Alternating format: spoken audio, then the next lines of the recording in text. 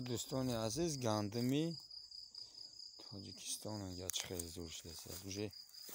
конкрет نه شکایت از уже گرم بعد کیسه ده همدا گرم کاس کروچی ما بعد میدرویم یک چند پاس میشه خیلی уже رسیده است ده وقتی گندم درویه یا کارتشکه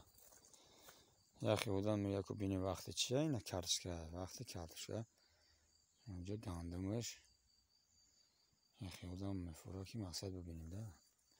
خیلی زردالیا قریبا اون نپختن خلاص گپ که کارشگاه уже مردم کنده سنده یارد مدیری باشندگیم برای همو ولی مایده خلاصه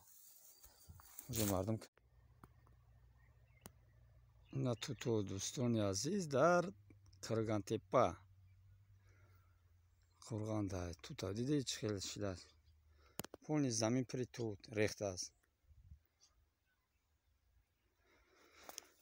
گرین شیرین بدای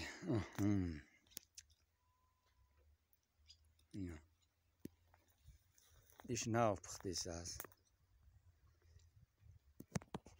короче туту را полный қаламша کرد برای کرمکو فهمیدی اینا اینجا پخته این پرا پخته موباین سنی جماعت نه توتوی سرخ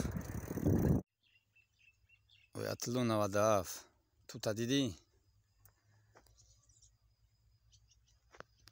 گنده سرخی فسونی زوری باچ دیگه ویاتلو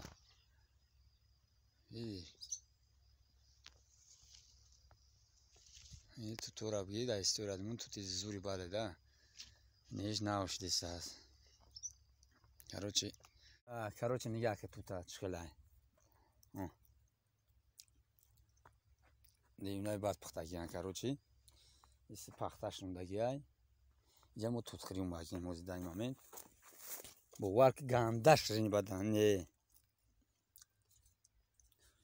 این وقت همیز سوزونیم توت خریم میره نگاه باید تماشا کن این بوشه ویلی که سمره короче در اینجا گرنی با در کورشید هستم یک قدم میره یا مگازین میره چی میره وز تاکسی گرنی قیمت دگی نمی یک پدال میتونی میره ای را خیونه که وزن میده ای علمیتیه короче یک پدال میتوبی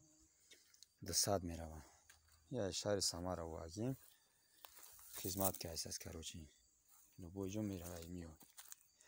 شهر فورا شهر